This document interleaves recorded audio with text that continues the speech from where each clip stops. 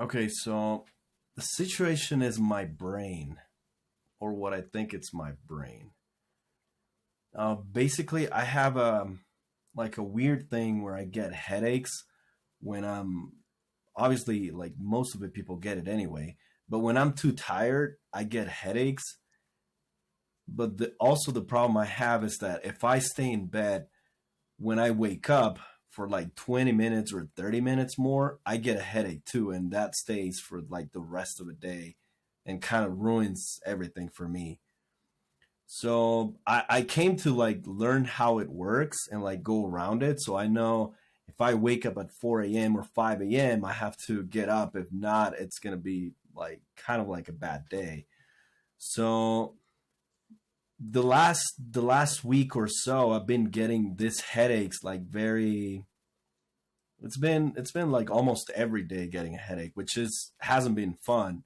And some of it is because I've been tired, and some of it is because I've been staying in bed trying to get my body to recover a little bit more. So it's like a combination of both.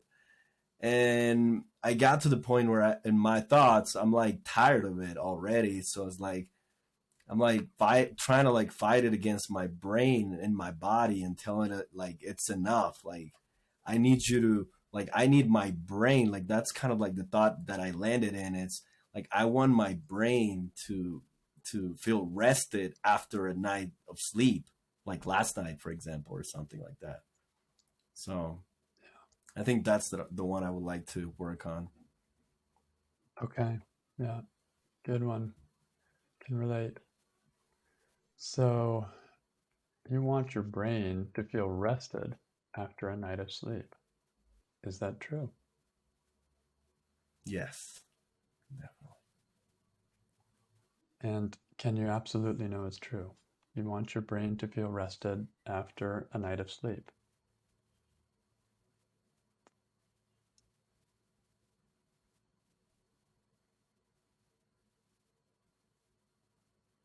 Yes, I do. So, how do you react? What happens when you have this thought and you wake up and you're not feeling rested and you're thinking, I want my brain to feel rested after a night of sleep?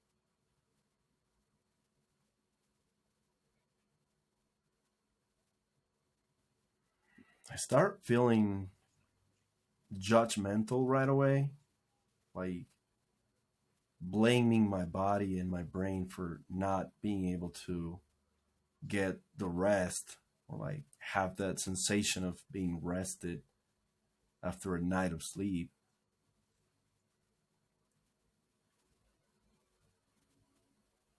I blame myself also for not knowing how to make it happen. Like I tried different ways, so I go back to like the different things I tried, like going to bed earlier, trying to get some more rest and not do so many physical things.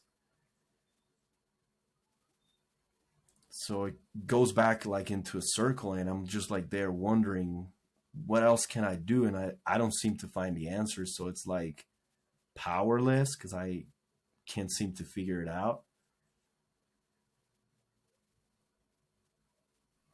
And I just my mind starts like wondering how every day this is going to happen again, and it's going to be a struggle for me, like trying to figure it out again and again and again without getting an actual answer, like just repeating itself like the never ending story. So I kind of blame myself a lot for that too, for not being able to figure it out, knowing that I'm good at figuring things out, like not being able to figure this out. It's like, why I can't do that? It's like, what's going on? So yeah, I feel like I have a limit, and I don't want to accept that. It's like maybe I'm reaching some kind of limit that I don't want to take as a limit. Like I want to think of myself like I just don't have that limit. I can go over it, surpass that, and just keep Yeah, going. It's like, totally. so so yeah, I blame it. I blame myself a lot because of that. yeah, I just feel powerless because of it. I don't know. I don't know what else can I do to get over it.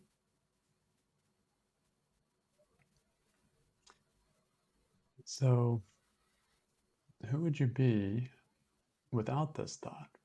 Same situation, you wake up not feeling rested. Who would you be without the thought, I want my brain to feel rested after a night of sleep?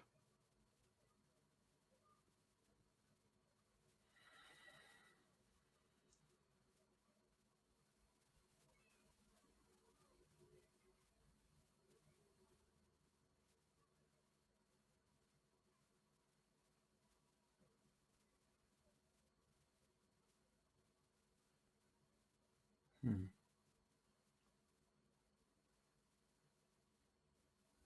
I'm there like empty in a way.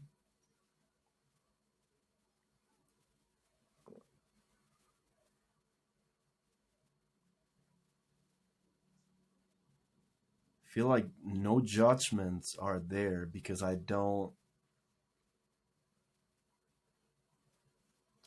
compare that day with any other day.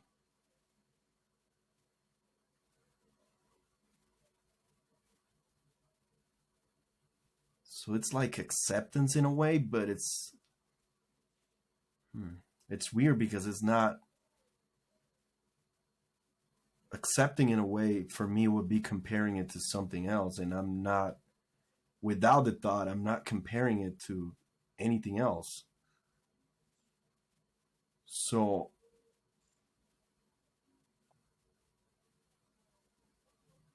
this is so interesting. I never looked at it that way.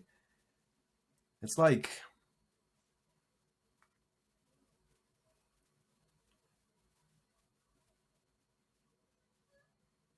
it's like somebody that doesn't have a leg waking up. I don't think they wake up and compare one leg to the other one. They just wake up and that's it. There's no comparisons. There's just, it's just like they're waking up and rolling with the punches, as they say. Just accepting what's there. So, what's that like on the experiential level? Like, you wake up, like just this morning is the example, right? So, you wake up, you feel that tired feeling, that not rested feeling. What do you notice when you're experiencing that without this thought that you want your brain to feel rested?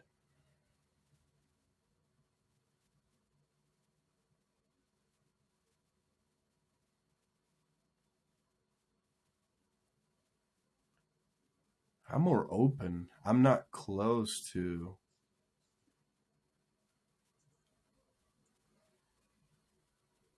It's weird because, like, I'm not feeling limited anymore, even though physically I could be, but it's like I'm more open to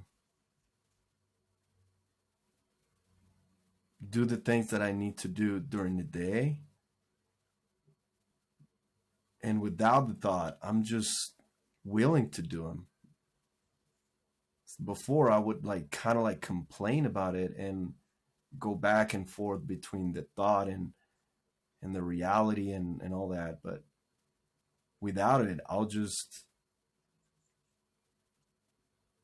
take a pill if I have to, even though I don't like it, but I'll take a pill if I need to.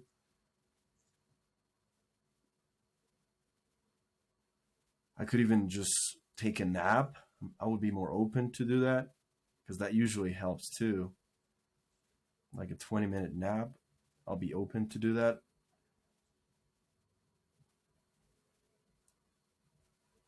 So it's like I'm more open to options. It's not like I'm landing on it and I'm just letting the thought rule my day in a way. It's just like I'll just do the things. It's interesting because I feel like without thinking about it, it's like it's there, but it feels like it's not there in a way. It's like Mm-hmm. Mm-hmm. It's there, but it's not as much the center of attention. right before I'm letting it control my day and the things I can do because of that limitation I have. But without thinking about it, it's like I'll just do the things regardless. If I feel a little bit of pain, then I'll just like back up a little bit or do something different. But it's not like Mm. I don't feel the limitation of, oh, I can't do that or something. It's just like maybe I'll switch it up. Maybe I'll just do something completely different.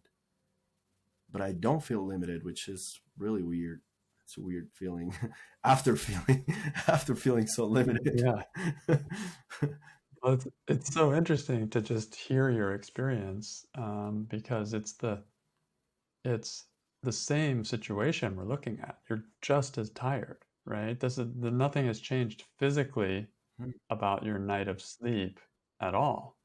But with that thought, with that thought, it's like really powerless and helpless and frustrated and everything you described. Without the thought, it's still there, but other options are there. Like I can take a nap, I can go easy today, I could take a aspirin or something. Like there are options, and it's not as front and center. So the experience is a little bit different. Yeah, it feels a lot different for me because before it's with the thought I start going back how the day is gonna be and how horrible I'm gonna feel at the end. I'm going ahead of Yeah, myself the whole day until I go again to sleep. And without the thought, I'm just there. That's it. Like I'm just waking up and I'm about to get up. That's right. it. Like nothing else. I'm not thinking about how the day is going to be or how am I going to be able to deal with it. I just have the options there. If I want to use any of those, I'll just use them. And that's it. But I'm not Yeah, thinking ahead of myself at all, which is weird because I usually do exactly. that a lot. Yeah. It's like the whole day is going to be terrible. Then I'm going to have the same problem tomorrow night. It's going to be also Right. terrible. Then it's going to keep going. And in a few years, I'm just going to be unable to work, True. like, how it goes. Like the mind is so engaged in these future possibilities, that it, yeah, without the thought, that's just not there.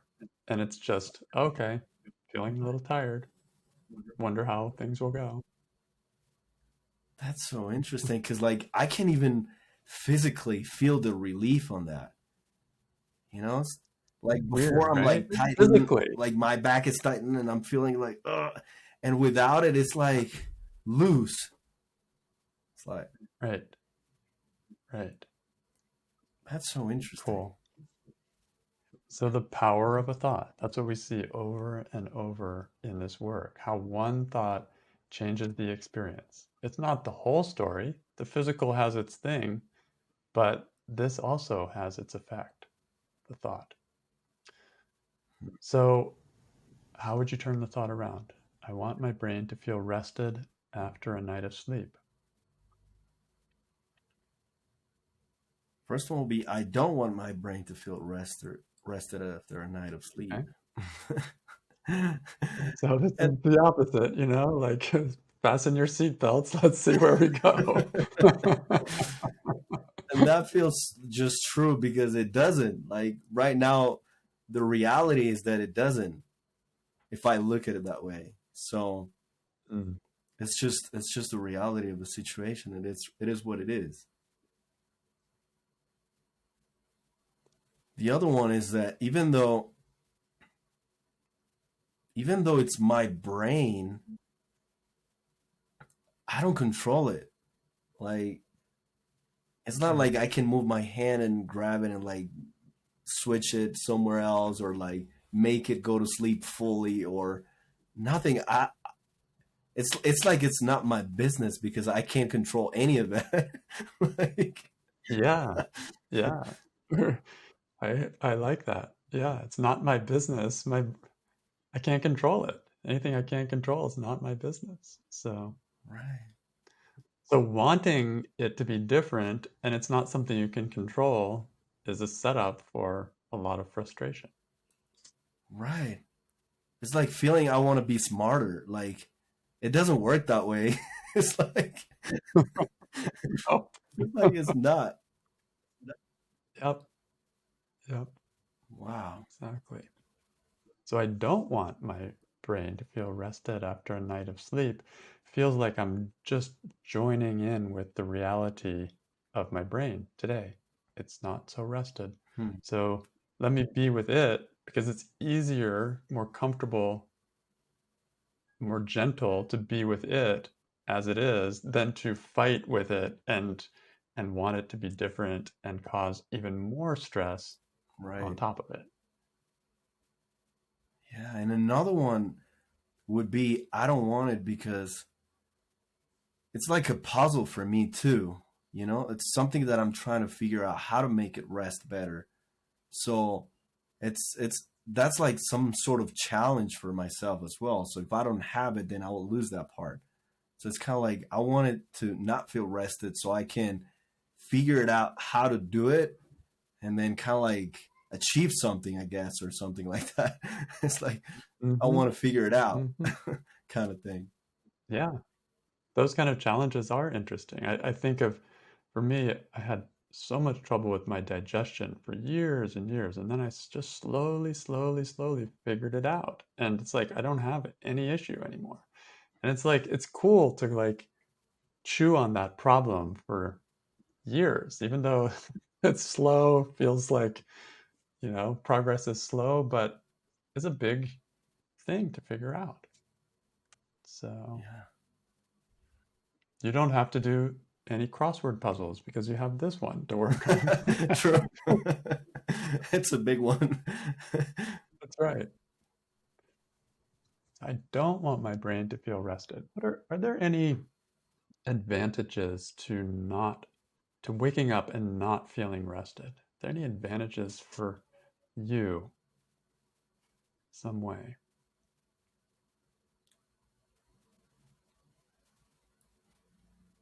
Well, I think what big advantage would be that I'm more aware of what I'm doing and where I'm putting my time into. You know, because I can like stay on my screen all day or go to play games or something like that because I know it's going to be bad for me. So I think it helps me refocus on the things that I really need to do.